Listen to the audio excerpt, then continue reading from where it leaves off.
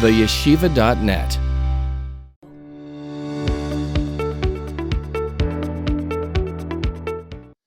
The seventh and last chapter of Hilchos Deis of the Rambam.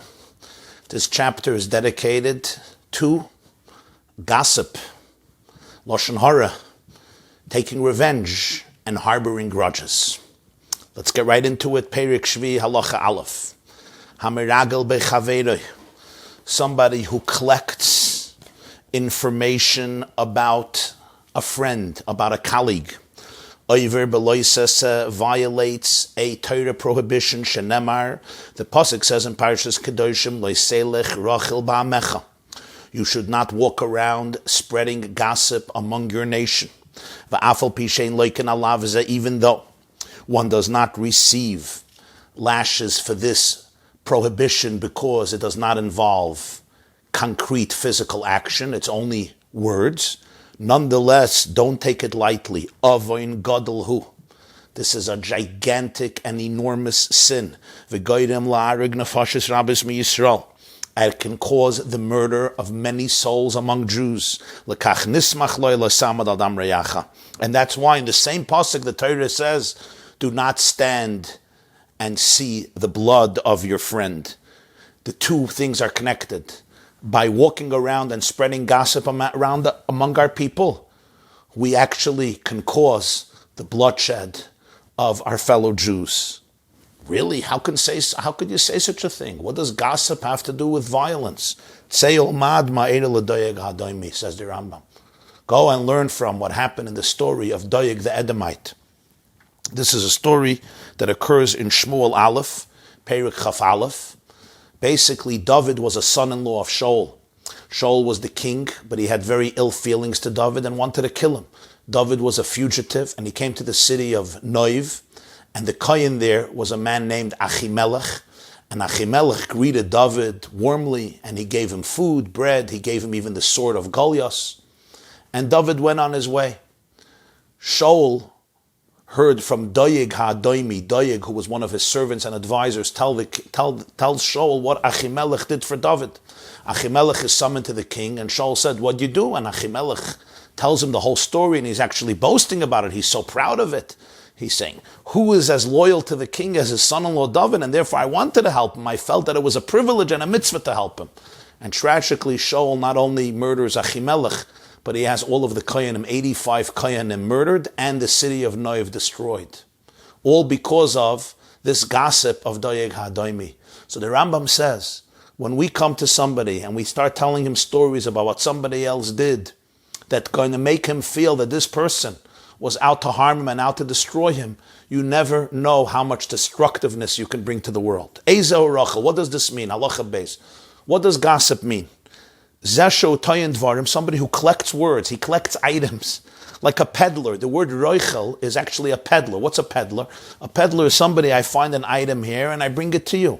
So this is a verbal peddler. I collect words from this one. He goes from one person to another person. And he says, Kach v'kach amar ploini. So-and-so said this about you.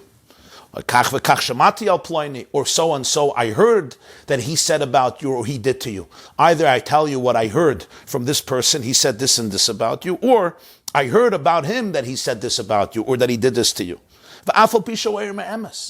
I may be actually saying the truth. I actually can destroy the world. We're not talking about slandering. We're not talking about somebody who created lies. I'm actually telling you the truth. This person said this about you, or this person did this and this to you, or this person said something or did this which has some effect on you, like in the story of Doeg. And furthermore, as the Rambam as we see from the Rambam very clearly, even if the person didn't do something bad. Achimelech didn't do anything bad. He gave David HaMelech food. In fact, he himself not only confessed to the king Shaul that he did it, but he was proud of it. In his mind, it was a mitzvah. So I'm not saying over something bad that the other person did. From the other person's perspective, he may have done a very righteous thing, and it's true. So you could say, what's the big deal? I'm just giving over facts. So the Rambam says, but because you're giving over information to somebody, that in his mind it can be interpreted as something negative and something malicious and something destructive and something evil. And it can create animosity, it can create anxiety, it can create contentiousness, it can create fragmentation, divisiveness, discord, and animosity. This is an absolute prohibition in the Torah, even if you did not exaggerate and you did not say anything untrue. And the person himself would be proud of what he did. In other words, you did not say that he did evil. You just told facts about what he did. This is called rechilus. It's a prohibition in the Torah, and the Rambam says it's a great sin. Yesh avin gadol mize ad ma'oi. There's yet even a greater sin, even more serious. V'hu b'chlal lavzeh, and it's included in this prohibition of leiseichel rachel ba'amecha. V'hu Loshon Hara, and this is Loshon Hara, which literally means evil language. V'hu amesaper b'gnus chavera, and this is somebody who speaks of the shameful or disgraceful or immoral act that his friend did. Again, afal pi shamar emes, even though it's true. Here, I'm not only saying something that he said or something that he did, which is not inherently evil, it can just be perceived that way and cause animosity. But I actually say to somebody else, I tell a story about something bad that somebody said or somebody did or somebody was involved in, even if it doesn't affect the person who's listening. Just saying over an evil story about another person, even if it's a true story, this is a prohibition in Torah, which the Rambam says is even a greater sin. Avalo Eimer Sheker, somebody who invents lies, Monsey Shemra al Chavere. This is a completely different sin. This is called Monsey Shemra. Monsey Shemra means I am slandering somebody. It's character assassination with giving a bad name for him, and it's not true. And then the Rambam adds, Aval Baal Loshon Hara, but a Baal Loshon Hara, a master, an owner of Loshon Hara, Zeshe Yoshev Oimer, is somebody who sits and he says, Kach v'kach hasaploini, so and so he did, or v'kach v'kach hayu avoisav, and let me tell you about his parents. His parents were of this nature and that nature. V'kach v'kach shamati alav, and this is what I heard about him. V'oimer dvarim shel gnai. He basically speaks words of disgrace about this individual. Al zeh hakasav oimer, on this person, the pasuk says in Tehillim, Yachris Hashem kol sivsei chalokis Loshon medaber z'gdolos. Hashem should cut off these lips that speak smoothly and negatively, a tongue that is full of pride and arrogance. So the Rambam, as the Kesef Mishneh points out, really articulated here 4 categories of people. Category number 1 is rechilus, somebody who shares stories with people about other things, about things that other people said about them, even if it's true and even if it's not inherently bad things that they did, but it can have a negative effect, which means I'm telling you a story about what I heard from somebody about you, or what somebody did to you, or what somebody said about you, or what I heard that somebody said about you, or what I heard that somebody did that can have an effect on you, and it can have any negative repercussions. This is the prohibition of rechilus, and you can destroy the world. The next step is Loshon Hara. Loshon Hara is I share a negative story about somebody who did something bad. Again, it may be the person who I'm sharing it with, it's not relevant to him. That's even a bigger sin, it's called Loshon Hara. The third sin is Monsey Shemra. I invent a lie about somebody. I literally say something that never happened, or I exaggerate a story in something that never happened. And the fourth category is a Baal Loshon Hara. Baal Loshon Hara is an owner of Loshon Hara, a master of Loshon Hara. This is somebody, the Rambam says, he sits. Why do you say he sits? And if he stands, he sits means this is like his vocation, this is his career. He sits. Some people, they say Loshon Hara once in a while. A Baal Loshon Hara is, this is what he does permanently. He speaks about the person and he speaks about his parents. He analyzes him. He has a file on him about him and his ancestry and what he did before the war and what happened after the war and what I heard about him. This is called a Baal Loshon Hara, and on this there's a very powerful pasuk that Hashem should cut down such lips. Gimel. Amru Chachamim. The sages said, Al shalish avedis nefrayim min ha'adam ba'olam hazeh ve'en lechelik le'olam haba. There are three sins for which they punish a person in this world, and because of them he forfeits his part in the world to come. Avodah zarah, gilui arayos, u'shfichus damim. Idolatry, adultery, and murder. V'Loshon Hara keneged kulam. And the sin of Loshon Hara, of speaking ill speech about somebody else, telling bad stories about somebody, bad things that he did, is equivalent to all of them. Which means that Loshon Hara has in it an element of murder, and has in it an element of adultery, and it has in it an element of idolatry. For Oid Amru Chachamim, the sages further said, and perhaps the Rambam is explaining why it has in it an element of idolatry. I can understand why it has in it an element of murder. I can understand that. You're murdering the person in one form or another. You're defaming the person. You may be destroying the person's life. I can understand the concept of adultery. You're crossing boundaries. You're interfering into somebody's life. What's the connection to idolatry? I think that's why the Rambam continues. The sages further said, somebody who speaks Loshon Hara, it's like he's denying Hashem's existence. Shenemar, the pasuk says in Tehillim Yud Beis, Asher Amru, they said, L'Lashoneinu Nagbir, our tongues will prevail. Sfaseinu Itanu, our lips are ours. Mi Adon Lanu, who is a Lord over us? Meaning, our tongues are free, uninhibited. Our lips are ours, right? They will prevail. Nobody's a Lord over us. We could say whatever we want to say. There's absolutely no zipper that I have to put on my lips. The Rambam says this is a form of kaifer be'ikr, of denying Hashem's existence. And one of the explanations may be that somebody who's really aware of the divine presence will not speak Lashon Hara, will not say a bad story about what another person did. We're not talking a situation where I have to emphasize this, you have a criminal and you're trying to warn people from this criminal. Then, on the contrary, if you don't protest it and you don't talk about it, you may be an accomplice of evil. We're not talking about a situation where you have to share with somebody a story in order to help the human being or to help somebody else who may be affected. We're talking about Lashon Hara where you come to a person and there's absolutely no benefit. I just want to share with you a good, juicy story about something bad this person did, whether it affects you or it doesn't affect you. That is called Lashon Hara. If I am really aware of the divine, I would not do that. Because if somebody really has an awareness of Hashem, you know that Hashem's imprint is in every single human being. Every single human being is carved in the image of God. So denigrating a person and talking about the bad things that he has done or that he said is really a denigration of God, who is manifested in this person. Every soul is a piece of God. Every person, Atam Eidai, every person is a witness of Hashem. So if I was really, really aware of the divine reality right here, right now, and aware that every single human being is a manifestation of Hashem's light, how do I have the audacity? How can I use my time and my energy and my koiches and my power of speech to do what with it? Instead of bring light to the world, what am I doing? I'm denigrating and embarrassing and humiliating a person by saying something bad that he did. If I am doing it, the Rambam says at that moment, I am like kaifer be'ikr, I'm like denying Hashem's existence. This is one of the interpretations. There are many others, maybe in the question and answer segment that we do in a separate video on the yeshiva.net. I'll give you another interpretation of the Maharal, the Shem Shmuel. It's a very interesting concept, why Lashon Hara is like kaifer be'ikr. Says the Rambam, the sages further said, Shloisha Lashon Hara Hireges. There are three people that Lashon Hara kills. Ha'imrei, the one who says it. Ha'mekabloi, the one who hears it, who receives it. V'zeh sha'imrei malav, and the one about whom it said. V'ha'mekabloi yaser me'imrei. And the one who receives the Lashon Hara, it's more stringent than the one who says the Lashon Hara, which is fascinating. The fact that Lashon Hara kills three people, says in Gemara, Erkin Daf Tesvav, the Rambam quotes it from there, but here the Rambam adds that the one who receives Lashon Hara, the one who, the audience, is worse than the communicator. And perhaps the reason for this is, the Marshal says this, I'm just going to explain it in my words, the way I understand it is, because a communicator who doesn't have an audience is meaningless. If I come to you and I say, I have this great story about this person, you won't believe what happened and what he did, and you say, you know what, this is not what I want to talk about, this is really not where I want to spend my time, that's not why I met you. What happens?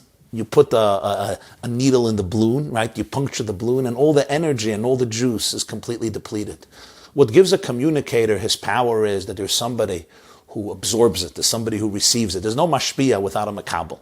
Somebody who speaks Lashon Hara, comes with Lashon Hara, but the makabel, the one who absorbs it, is the one who really consolidates it, is the one who empowers the speaker and gives him the validity and the dignity that this message has significance. So by listening to it and by absorbing it, in a way I validate it and I consolidate it because I give it a place where it can be absorbed. So the Rambam says, in a way, the makabel is worse than the omer. Why does Lashon Hara kill three people?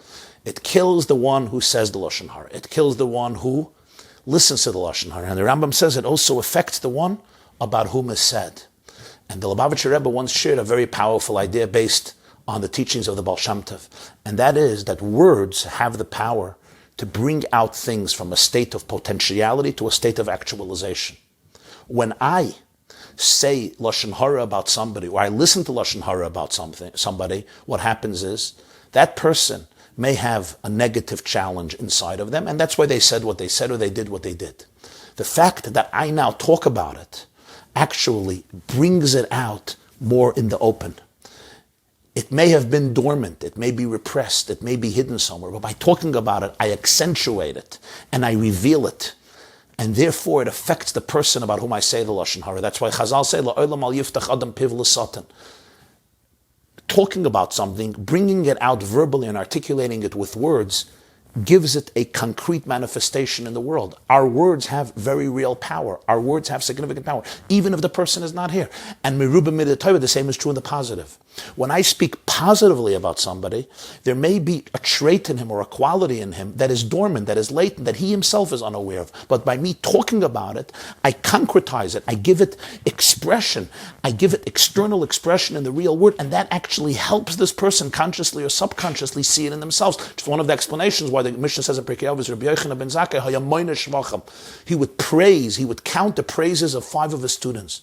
It wasn't just he complimented them, he said, Chevre, you're good guys, you're a Mayan Amizgabi, you're Boiser Chenim and Abetipa. It's much more than that. By counting their praises, by articulating their praises, he helped them see their own praises. He helped them believe in themselves the way he believed in them. He brought out verbally and in a very real way a narrative about them, a story about them that brought out the best in them. And the same is true, of course, in the negative. Daled. V'yesham dvarim she'em avak Loshon Hara. There are things that are called the dust of Loshon Hara, meaning they are a derivative of Loshon Hara. It's not the substance and the essence of Loshon Hara, but it's the dust of Loshon Hara. Ketzad. Somebody says, Mi yoymar leploini shiyeh k'mayis showata. Who would believe about Chaim Yankel that he would become the person he is today? Who would believe that this is the type of person he would be today? Or he says, let's not talk about XYZ. Let's not talk about Shmela. You know what? I don't want to really talk about what happened with him and what happened during those events yesterday. Any similar expression. I didn't say Loshon Hara. I didn't say anything. In fact, maybe it can even be interpreted positively. Who would believe that he would be doing this today? Maybe I meant, wow, he's so great. But it can also have a very negative connotation. Or, I don't want to talk about what happened yesterday. Let's not get into it. I didn't say anything, but this is called avak Loshon Hara. This is called the dust of Loshon Hara. The Chafetz Chaim says, if somebody says, I have Loshon Hara about him, but I don't want to say the Loshon Hara about him. The Chafetz Chaim says that's not avak Loshon Hara. Chafetz Chaim and Loshon Hara Klal Tes, he says that's mamish Loshon Hara, because that's clearly saying that this person is a disgraceful, abominable person. He did something bad. I just don't want to tell you what he did. Rather, this is talking about a situation where it's a little ambivalent. It's a little ambiguous. You could say, oh, I don't want to talk about what he did. Maybe he did something amazing, but I can't talk about it. It's confidential. So this is called the dust of Loshon Hara. Another scenario is hamasaper betoivas chaveroi b'fnei soinov. If somebody speaks favorably about his friend in front of his enemies, this is the dust of Loshon Hara. You know why? You know very well that the result of this is that they're going to be speaking disgracefully about him. Because if I'm standing in front of somebody's enemies and I start saying nice things about him, it's inevitable that one of them will say, whoa.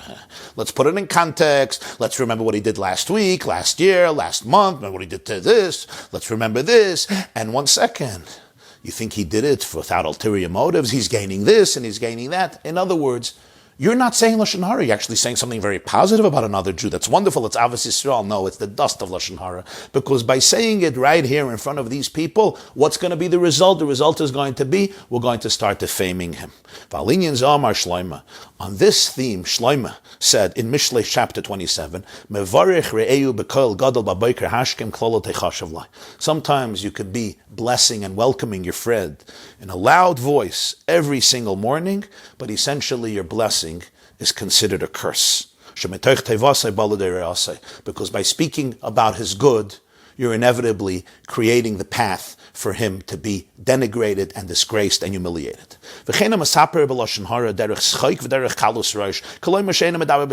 Another scenario. Somebody speaks Lashon Hara about another Jew, but he does it in a cynical way, in a way of jesting and frivolousness and mocking. In other words, there's no animosity. It's not like, do you know what this guy did? He's such a horrible, horrible person. No, he's making a joke. It's almost in a light-headed way. So if so, it's not really like Lashon Hara. You're just saying facts that are negative, but there seems to be no hatred and no animosity. This too, the Rambam says, is forbidden. Hu sheshloima omer b'chachmasai.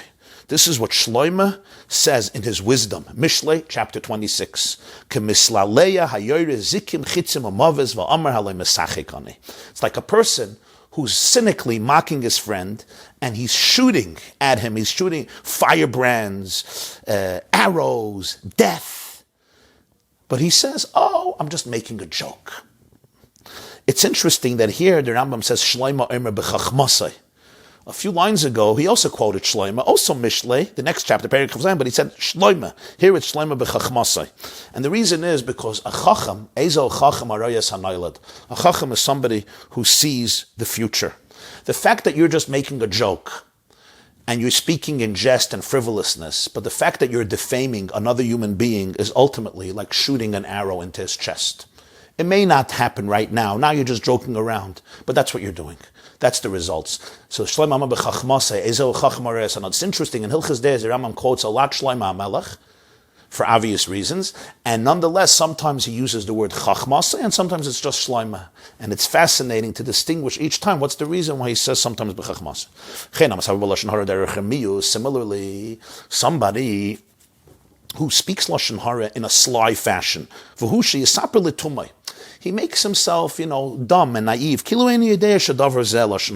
though he doesn't know this Lashon Hara.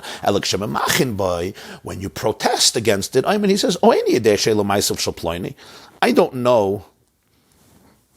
don't know that these are his deeds. Or this is Lashon Hara. So for example, somebody says, somebody who does so and so and so and so and so and so, and he enumerates a whole list, is really disgusting and horrible. And then he says, oh, are you talking about him? He says, oh, how am I supposed to know it's him? So I'm talking about somebody, but I failed to mention a name. So this is a sly way of communicating Lashon Hara. Right. Another example is the Kesef Mishneh brings you Yerushalmi Meseches Peah, that there was a group of people that the Roman legions forced these Jews to come to work and do some work for the Roman governor. And one of their friends, his name was Yochanan, one day he managed to get out of his duty and he didn't show up at work. One of the Jews got very jealous and envious. I come to work and he didn't come. So what does he say? He tells to the other chevra, shouldn't we go visit today, Yochanan? Let's go visit our friend Yochanan. Oh, suddenly when the guards heard the name Yochanan, where is he? And they found that he wasn't there. This is a classic example where I'm not saying Lashon Hara. I'm not saying something bad about somebody. On the contrary, I'm saying let's go visit him.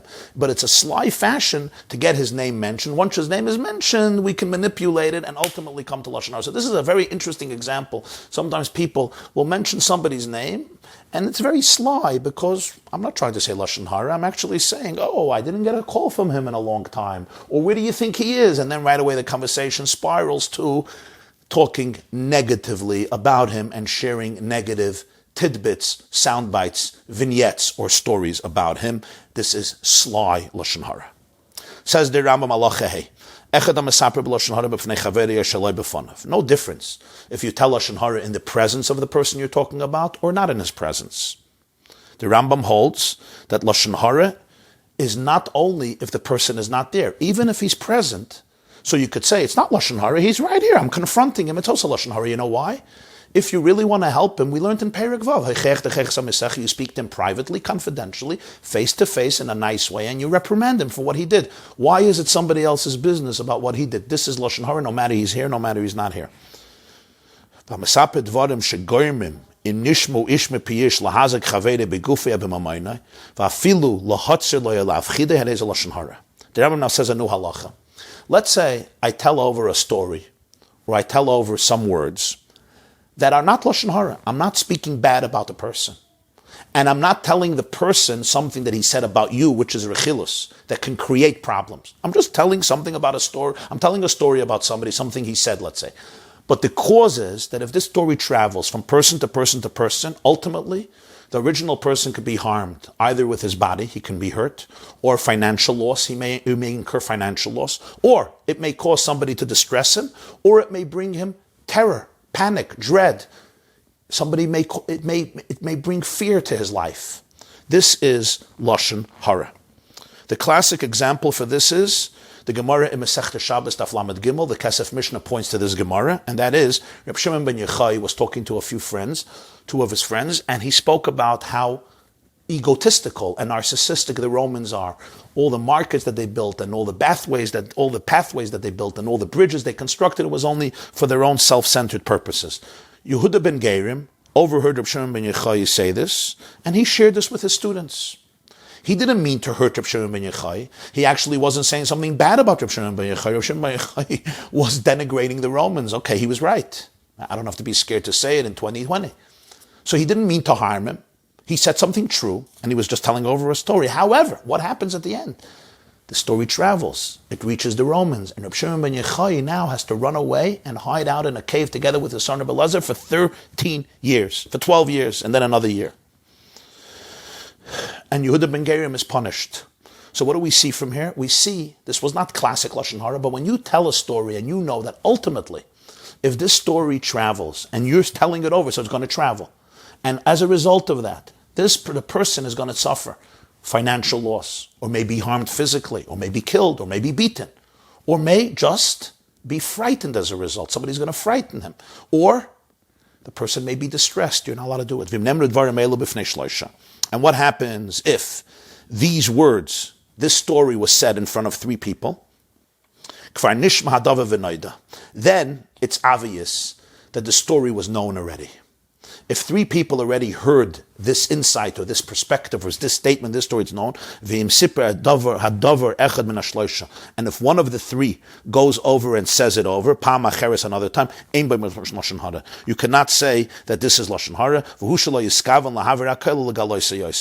as long with the condition that his intention is not to spread the rumor even more.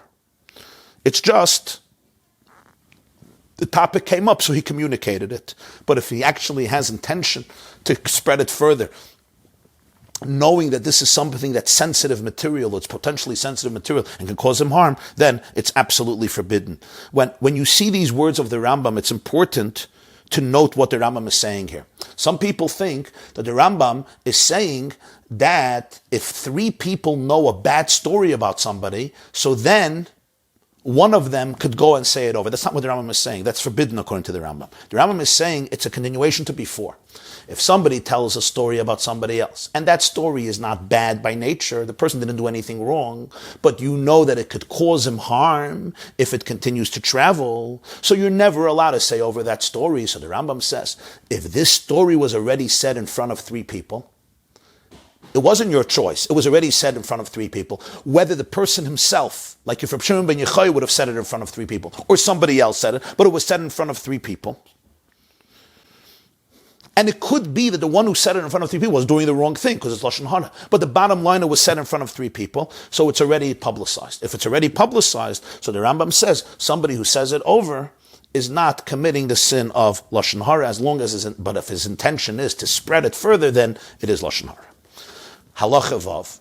Kol elu heim balei Loshon Hara sh'asur lado b'shchanasam. All these people that we spoke about are balei Loshon Hara. They are owners, masters of Loshon Hara. You're not allowed to live in their neighborhood.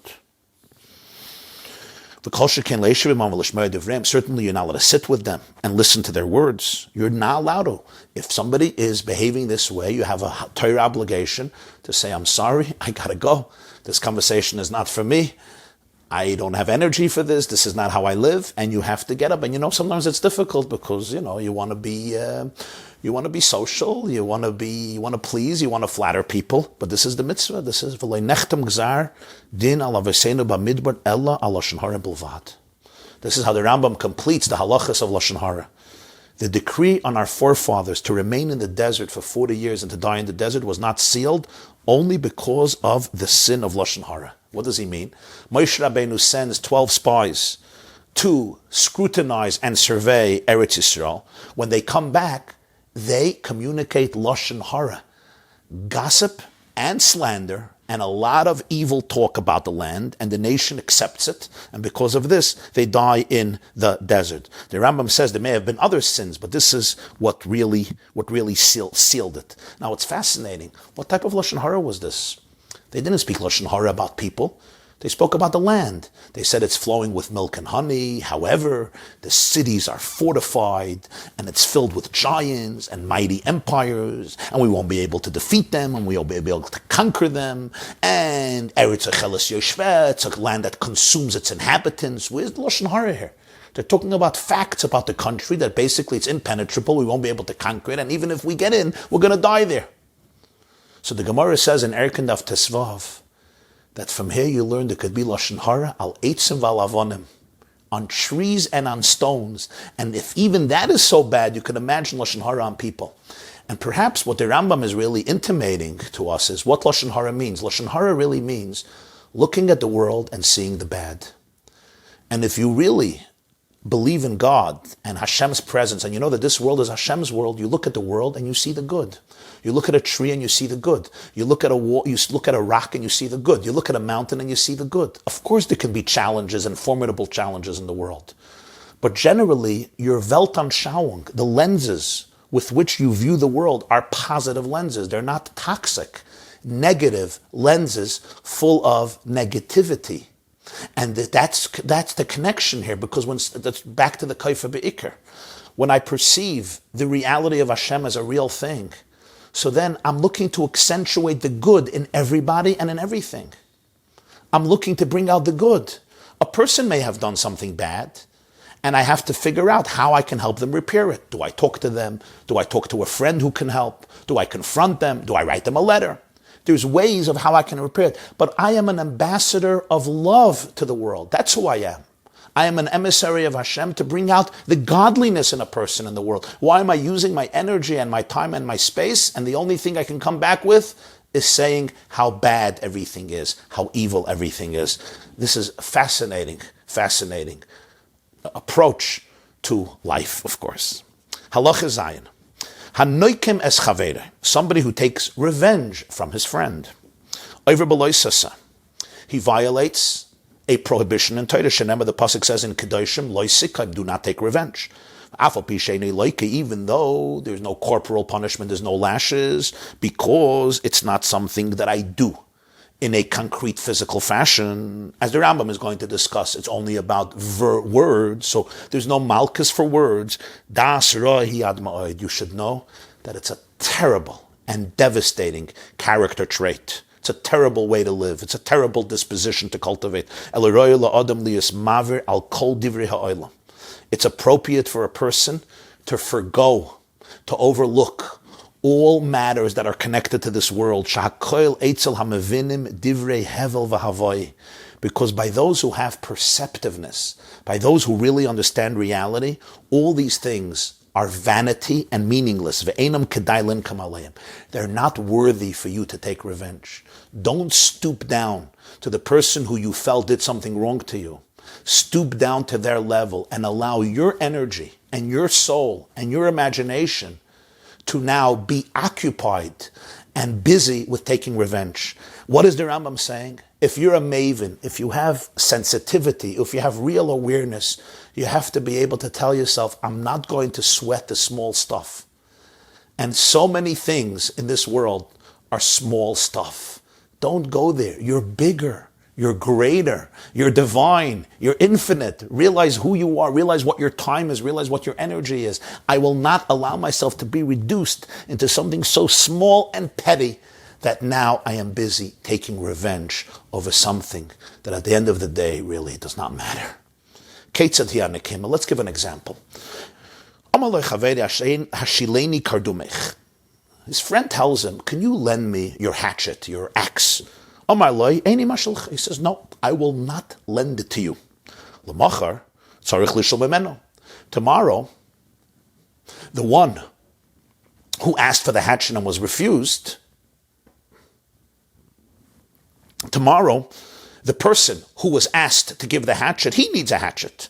Amalai. So he tells to the person who yesterday asked him for one, could you lend me? Yesterday you went and bought a hatchet. Can you lend it to me? Amalai, he says, I will not lend it to you. When I asked you to borrow it, you would not lend it to me. So I'm not going to lend it to you. Of course not. This is revenge. Ella, what's the alternative? The alternative is, when he comes and asks him to borrow the axe, Yitim b'leiv shalom. Give it with a whole heart. Don't just give it with a whole heart. He should not reciprocate quid per quo. You didn't give me, I won't give you. And any scenario that is similar to this is a form of revenge. David HaMelech says in Tehillim, B'dei oisav hatoivos. David, who is an embodiment of fine characteristics, a person who becomes a manifestation of the proper temperament, a person who cultivated the right deos, the right perceptions and values and ethics by which to live. What does David say in Tehillim?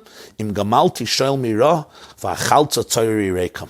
Have I ever reciprocated to those who did bad to me with evil? On the contrary, I have rescued those who distressed me for free. In other words, I did not owe it to them because they did the opposite to me. Halacha ches. It's so interesting to see the Rambam's reason why not to take revenge. The Torah says lo yisik, the Torah doesn't say a reason. But the Rambam gives us perspective. The Rambam says a Jew cannot afford to live a life of pettiness. You can't. You're too big. You're too grand. I cannot afford to become a small person and therefore take revenge for something that at the end of the day does not mean much. But for that, he says you have to be a maven. You have to be understanding. You have to be discerning what's worth fighting for and what you have to say, let it go. It's all good. It's all good. What about something else? Somebody who harbors grudges against another Jew, he also violates a negative prohibition. This is not revenge. I'm just harboring a grudge. The same pasuk in Kedoshim says, don't harbor revenge, don't harbor resentment, grudges to the people, to the children of your nation. Ketzat. What's an example? Reuven shamal Shimon. Reuven tells Shimon, Scharli bayiza, ayhashaleni sharza. Can you rent me this home, or could you lend me this ox? Shimon. Shimon refuses. Days later, Shimon, who refused Reuven, he now needs Reuven. He needs to borrow something or rent something. Reuven tells him, hey lecha, here, I'm giving it to you. Here, take this house to rent. Take this ox. Hareini mashilcha. I'm going to lend it to you. I'm not like you. I will not reciprocate your actions. I'm going to give it to you. I'm not like you who refused to give it to me. Somebody who behaves this way violates the prohibition against harboring resentment and grudges. Ella, what should you do? What's the alternative? You should erase the story from your heart and do not contain it. Do not retain it in your heart. Don't guard it. Don't keep it there in your heart. Because here's the rule.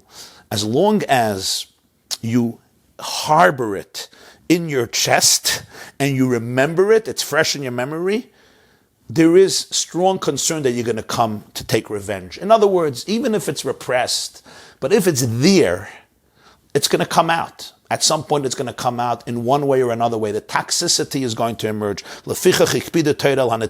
Therefore, Torah is very cautious, and it warns us against harboring grudges. The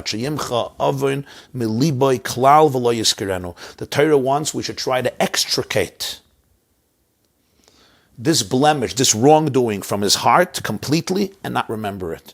This is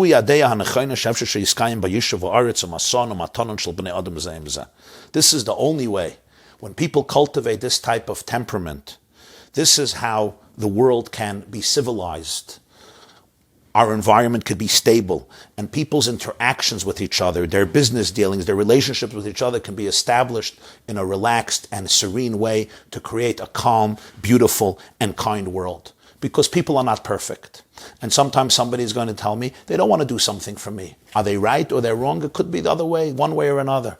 If we are always going to pay back and there's always going to be revenge, and even if I don't take revenge, I'm going to harbor grudges, ultimately, we cannot create a beautiful environment and a stable civilization.